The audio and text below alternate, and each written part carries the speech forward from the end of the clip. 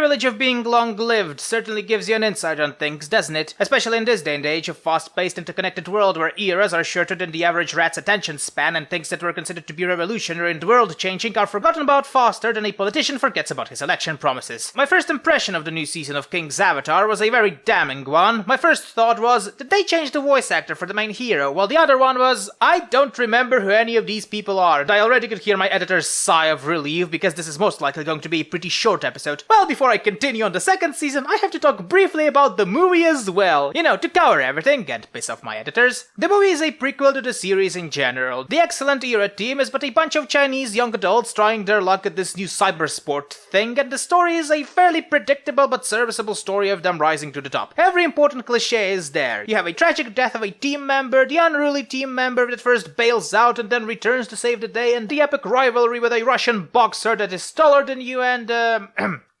excuse me. Anyway, the movie is a fairly decent one, and I recommend you watching it before the actual series, as it will give the beginning of the story more weight, as well as more context on our main protagonist and the girl that might as well be the second protagonist. The second season is basically more of the same, to the point where I could just copy what I've said in my first ramble and you wouldn't spot any difference. I still don't understand how the game functions, the main hero still trolls everyone on the server, the graphics are still good except when they put 3D models alongside 2D drawings. There are some changes though. The first season's team of quirky chucklefucks got dumped for most of the show, and there is more emphasis on the professional side of cybersports than the previous season for all that's worth. So I guess if you liked the first season, you'll probably like this as well. People who like Japanese sports anime will probably also like this one, though I have to give you a warning that the atmosphere of this one is much more professional than Japanese one. You know how the vast majority of Japanese sports anime are more focused on the character drama, right? Like you have your new promising star that slowly establishes a rapport and tries its best to compete with other teams and or rivals within their own team, all that. Even sports animes that go into more detail about the professional scene are usually about the lives of their players. King's Avatar is not really about that. Sure, the story mostly follows Yeshu and his establishment of Happy Team, but this is only a part of a larger drama in the glory itself. Do you know EVE Online? A spreadsheet simulator that on occasion gives us news of epic battles with thousands of real-world money being wasted. This is what I'm reminded of when watching King's Avatar. A world of professional players rivaling with each other, creating and breaking alliances, dealing with business and marketing, and I'm sure there's an audience for such a thing, but I'm clearly not the type of people the show is catered to. People working in anything professional are some of the most soulless motherfuckers in the soulless capitalist globe, because this is what makes them professional, the act of desire to waste years of your life training to the point of ruining your mind and body, only to then be used by people specialized in deceit and manipulation, and then be discarded once you can't perform the required tasks. But I digress. Basically, the Donghua exists.